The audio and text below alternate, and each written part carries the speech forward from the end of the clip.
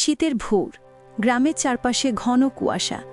সে কুয়াশা ভিত করে ধীরে ধীরে হাঁটছে রাহুল। তার চোখ দুটো লাল, মনে হচ্ছে যেন সারা রাত কাঁদেছে।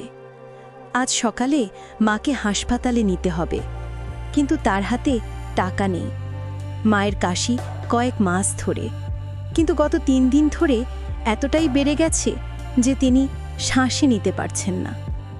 রাহুলের বুকের ভেতর একটা অদ্ভুত ব্যথা, যেন কেউ মনে মনে বারবার বলছে সময় খুব কম। মা দরজার পাশে বসেছিলেন, পাতলা নীল শাড়ি পরে, শরীরটা কাঁপছে। রাহুল তাকে কোলে তুলে নিল। মা তখনও আঁচল দিয়ে মুখ ঢাকতে ঢাকতে বললেন, রাহুল, আমাকে এত কষ্ট করতে হবে না বাবা, আমি ঠিক আছি। রাহুল একবার চেয়ে দেখে, মা ঠিক নেই, একদমই না। তার চোখের নিচে কালচে দাগ, ঠোঁট শুকনো, নিঃশ্বাস ভারী। বাইরে বের হতেই গ্রামের লোকেরা তাকিয়ে থাকে। তারা জানে রাহুলের বাবা বহু বছর আগেই বাড়ি ছেড়ে গেছে, মা আর ছেলেকে একা ফেলে। তারপর মা সেলাই করে, মাটির চুলায় রুটি বেক করে ছেলেকে বড় করেছেন, কিন্তু নিজের চিকিৎসার জন্য কোনোদিনই টাকা খরচ করেননি।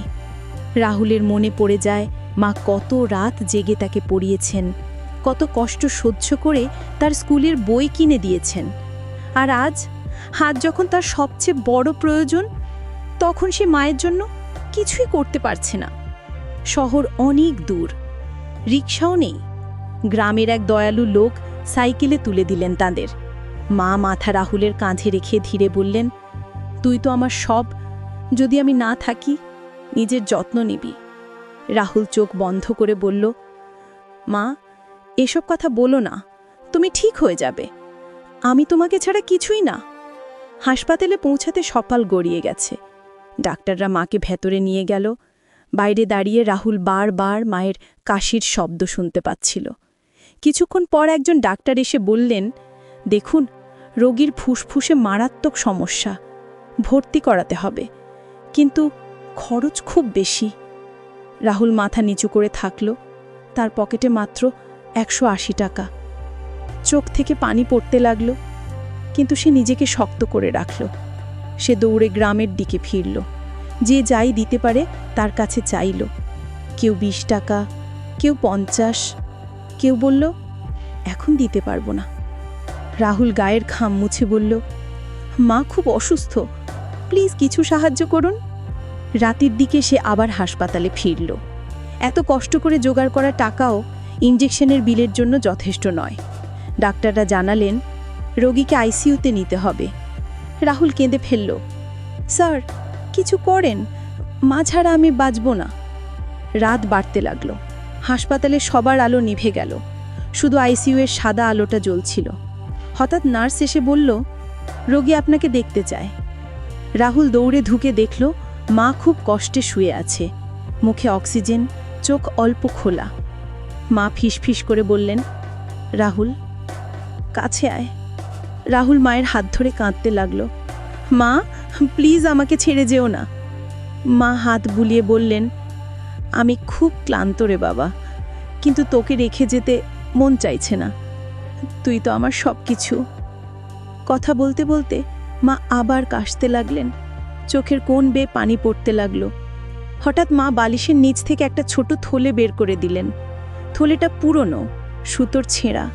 মা বললেন, এটা তোর জন্য রেখে দিচ্ছি।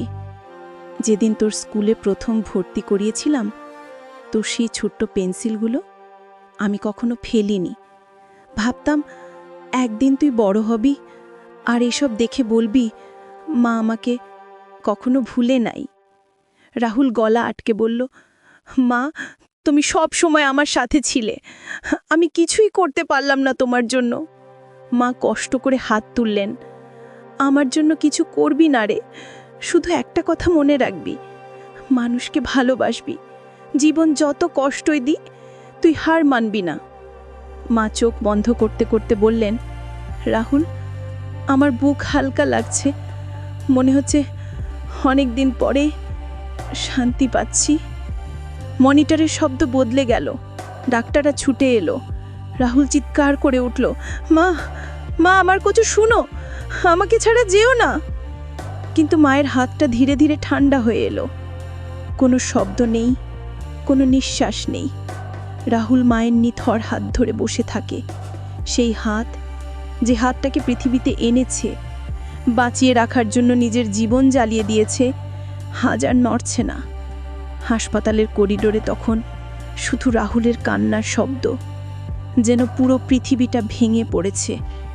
পরদিন মাকে গ্রামে নিয়ে যাওয়া হলো। লোকেরা বলল, মমতা বেগম ছিল স্বর্ণের মানুষ, কিন্তু রাহুল শুধু একটাই কথা মনে রেখেছিল, মানুষকে ভালোবাসবি, জীবন যত কষ্টই দিক, হার মানবি না। মাকে কবর দেওয়ার পর রাহুল থলেটা খুলে দেখল, ভেতরে পেন্সিল, সাথে ছোট কাগজে লেখা, রাহুল, তোর জন্য আমি গর্বিত, সব সময় তোকে আশীর্বাদ করব। রাহুল আকাশের দিকে তাকিয়ে বলল, মা, তুমি আমাকে ছেড়ে যাওনি, তুমি তো আমার শ্বাসের মতো। কুয়াশা ভেদ করে রোদ উঠছিল। হয়তো সত্যি মা কোথাও ছিলেন, তার ছেলেকে দেখে হাসছিলেন।